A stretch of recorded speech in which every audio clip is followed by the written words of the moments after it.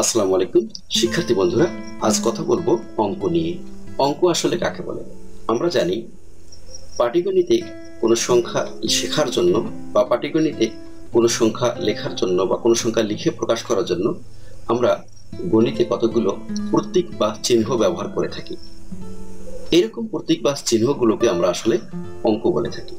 তো যে চিহ্ন বা প্রতীকগুলো দিয়ে আমরা সংখ্যা লিখে থাকি, সংখ্যা তৈরি করে থাকি, সংখ্যা গঠন করে থাকি, এরকম প্রতীক বা চিহ্ন আছে আমাদের 10টি। কি কি?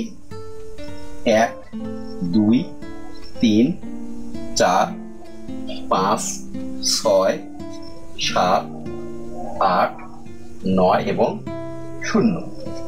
এই যে 1, 2, 3, 4, 5, 6, 7, 8, 9, 0, এই যে 10টি প্রতীক আছে, এই 10টি প্রতীককে আমরা বলছি কি? অঙ্ক। এই 10টি প্রতীক দিয়ে আমরা যে কোনো সংখ্যা আসলে গঠন করতে পারি, যে কোনো সংখ্যা আসলে আমরা লিখতে পারি। শিক্ষার্থী বন্ধুরা,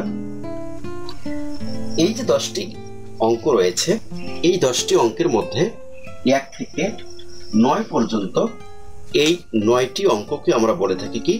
সার্থক অঙ্ক। কি অঙ্ক? সার্থক অঙ্ক।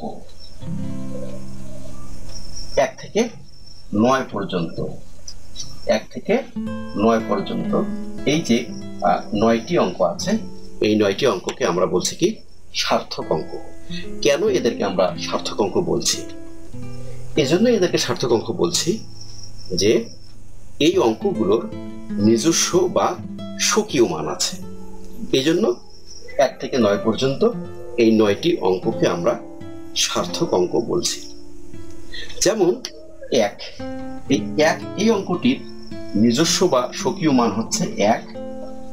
2, এই অঙ্কটির নিজস্ব বা স্বকীয় মান হচ্ছে কত? 2।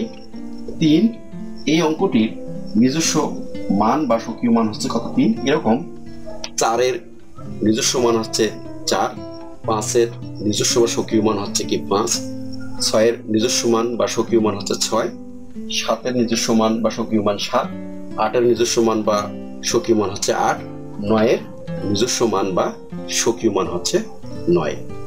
এবার এই যে বাকি থাকলো আমাদের 0, এই 0কে আমরা বলে থাকি সহকারী অঙ্ক। কি অঙ্ক? সহকারী অঙ্ক। সহকারী অঙ্ক। 0কে কেন আমরা সহকারী অঙ্ক বলে থাকি? কারণ 0-এর কোনো নিজস্ব বা স্বকীয় মান নেই। এজন্য আমরা 0কে সহকারী অঙ্ক বলে থাকি।